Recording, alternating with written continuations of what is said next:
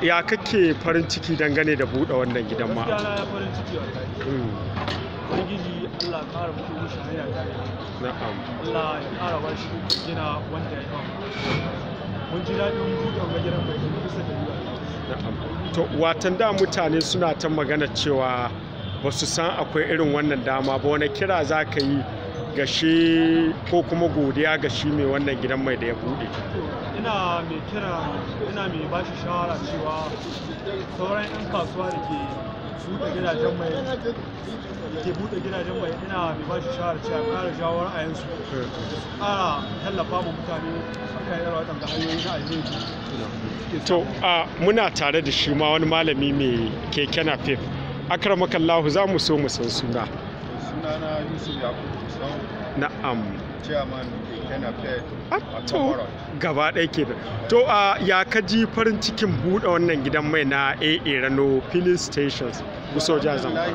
Farin cikin da muke da shi matuƙa gaya. A gidan man nan ma akwai mutanen mu 'yan kabu-kabu da 'yan keke napep waɗanda an karɓuka aiki.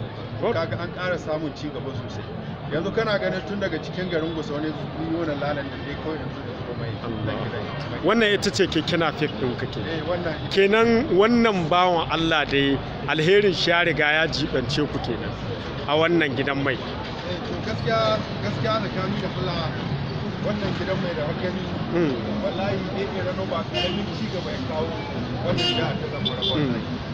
Saboda matasa ga sun samu aiki, suna ta cin abinci, sannan kuma ga shi man naki akwai rahusa idan duk sau babu gidan man da an ka samu sauƙin lita iri ne, kuma sannan lita shi tana da kyau.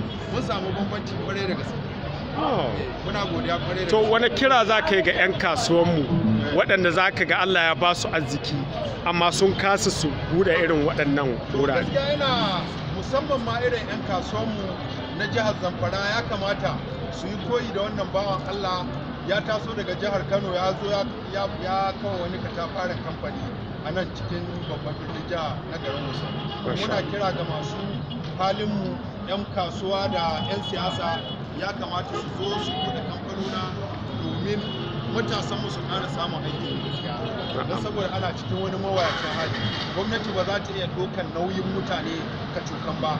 Dole ne sai 'yan kasuwa da masu kuɗinmu da 'yan siyasa sun shigo sun taimaka domin matasan su ƙara samun aiki a rage zaman banza da ake da zaman kasuwa. To ciyaman muna